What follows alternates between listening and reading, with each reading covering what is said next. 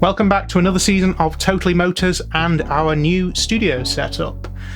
Now, last season we rode the KTM RC125, and in that video I talked about how similar it was in design to the bigger RC390. But just how similar or different is it? Well, our first bike for this season can answer those questions. When we picked this up, even the guys from KTM were quick to point out just how similar this was to its smaller brother, and when you first ride it, it feels very familiar. Now, this is surely by design, and quite a clever move by KTM. If you wanted a 125cc bike to ride while you're learning, and then a bigger bike once you've passed your A2 licence, this is a good route. Yes, there are much cheaper 125cc options, but the RC125 holds its value very well, so you'd be able to trade up quite easily and be on a familiar bike, but with more power. What happens when you get your full licence though? Well, I'll answer that question later in the video. Firstly, let's just talk about some of the specs for this bike. It still uses a single-cylinder engine, but obviously the capacity is increased not to 390cc, but to 373cc. They just rounded it to the nearest 17. You've got that trademark orange trellis subframe and an upgraded suspension, this time with adjustable compression and rebound. You've also got a decently sized electric fan-assisted radiator at the front. The styling cues are all just like the 125, with that weird bug-inspired front end. I pointed out before that the looks are a bit polarising, but I'm still not convinced that that complicated windscreen with the mirrors running through it is a good idea. If that breaks, it's a big, complicated, and presumably expensive piece of plastic to replace. Although I do appreciate that KTM actually bothered to fit mirrors that are somewhat useful for seeing behind you. You've got the same plastic covering over the fuel tank, the same surprisingly comfy seat despite being practically painted on. All the controls are nice and chunky and easy to use while wearing gloves, and you've got that same display that we've seen before, which also has that nice feature where you can mix metric and imperial measurements. Handy if you're buying a bike like this to keep your fuel costs down and monitoring how much you're using. You will find yourself filling up quite a lot, but not because the consumption is bad, it's just that it's got a very small tank. And just as before, that display will flash red at you constantly until you get to the braking in service at 600 miles. From then on, you'll be able to adjust the shift lights. It also has KTM My Ride features if you download the app and sync the bike to your mobile phone. But while this all seemed like being reacquainted with an old friend, there was a bit of an issue. When I first jumped on it, I hated that engine. The engine braking is just so great that every time you pulled the clutch to change a gear, the bike felt unbalanced. This was even worse when you were braking, as when the clutch was pulled, you get the same feeling as when the engine dies. Similarly, when I was riding up to the M6 toll booth, simply rolling off the throttle felt like hitting a wall.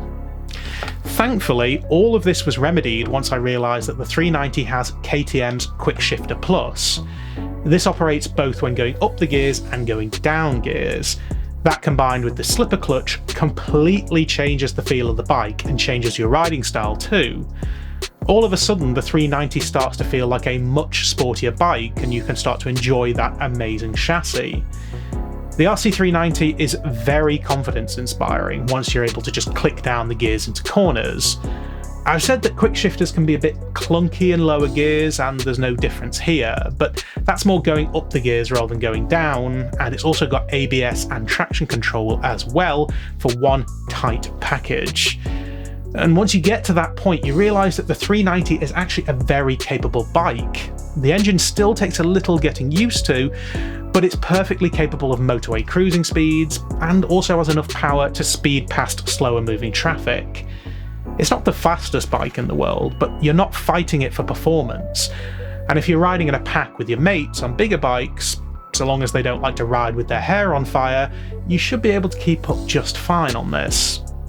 The most surprising thing about this bike is that it's the first press bike we've had for a while, where the desire to get back out on the road was so strong. It doesn't matter if it's 11 o'clock at night, it's got a super bright LED front light, so why not? Although, that front light did come with a bit of a weird side effect. Unfortunately, for the majority of the time that we had the bike, there were sporadic thunderstorms with hailstones the size of marbles. The storms were mostly in pockets, so you could sometimes avoid them, but one evening when I was out riding late, I thought I could see raindrops or hail being reflected in the headlight ahead of me, only it wasn't. There's a lot of farms around where we're based, and this time of year is when they spread manure all over their fields, so being the brightest light around for miles meant that it was actually heading straight into a swarm of thousands of flies. I didn't get it on video, but when I got back, not only was the bike covered, but so was my helmet and even my jacket. Although lots of storms also meant lots of accidents on the road, which meant lots of filtering. And in that instance, having such a small frame came in handy. Although it probably would have been a bit better if it was louder, because after all, loud pipes save lives. Despite all that, the RC390 is a great bike for those that are on an A2 licence. But also, for a lot of riders, it's probably all the power that they would need. It's a little bit like having a good hatchback. It's not going to win any races or scare the poop out of you, but it'll do everything you need it to do and more. And if you were to take it on track, you'd probably do just fine on it. Probably even learn a bit more than on a bigger bike because it's super light and the power is completely usable. In fact, on the point of weight, because it's so light, it's extremely easy to manually handle. So you'll probably find yourself pulling it out of the garage more for a quick blast. There's less of a ritual about getting ready to ride, you just get on it and go. I'd happily recommend the 390 to anyone not looking to be the fastest thing out there, but just wants to hit the road and ride. Which, saying that, it's only the start of the season, so we've got some more riding to do. Until next time, we'll see you later.